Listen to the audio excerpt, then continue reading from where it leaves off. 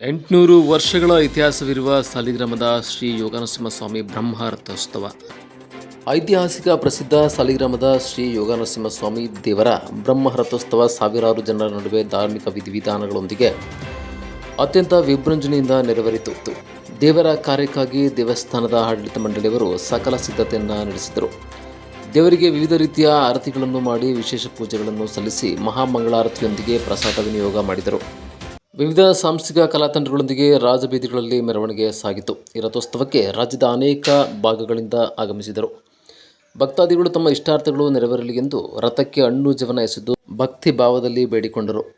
ಇನ್ನು ಜಾತ್ರೆಯಲ್ಲಿ ಹಣ್ಣು, ಕಾಯಿ, ಹೂವು, ಸಿಹಿ ತಿಂಡಿಗಳು, ಮಕ್ಕಳ ಆಟದ ಸಾಮಾನುಗಳು, ಗೃಹ ಉಪಯೋಗಿ ವಸ್ತುಗಳು, ತಂಪು ಪಾನೀಯಗಳು ಸೇರಿದಂತೆ ವಿವಿಧ ಮಾದರಿಯ ನೂರಾರು ಅಂಗಡಿಗಳು ಭರ್ಜರಿ ವ್ಯಾಪಾರ ನಡೆಸಿದವು. ಜಾತ್ರೆಗೆ ಬರುವ ಭಕ್ತಾದಿಗಳಿಗೆ ಗ್ರಾಮಸ್ಥರಿಂದ ಅಲ್ಲಲ್ಲಿ ಮಜ್ಜಿಗೆ, ಪಾನಕ, ಊಟದ ವ್ಯವಸ್ಥೆ, ಲಾಡುಗಳನ್ನು ವಿತರಣೆ ಮಾಡಲಾಯಿತು. ಮುಂಜಾಗ್ರತಾ ಕ್ರಮವಾಗಿ ಸರ್ಕಲ್ ಇನ್ಸ್ಪೆಕ್ಟರ್ ಕೃಷ್ಣರಾಜು ಅವರ ನೇತೃತ್ವದಲ್ಲಿ ಪೊಲೀಸ್ ಬಿಗಿ ಬಂದೋಬಸ್ತ್ ನಿಯೋಜಿಸಲಾಗಿತ್ತು. ಆರ್ಜಿ ನ್ಯೂಸ್ ಜೊತೆ ಬಸವರಾಜು, ಸಾಲಿಗ್ರಾಮ.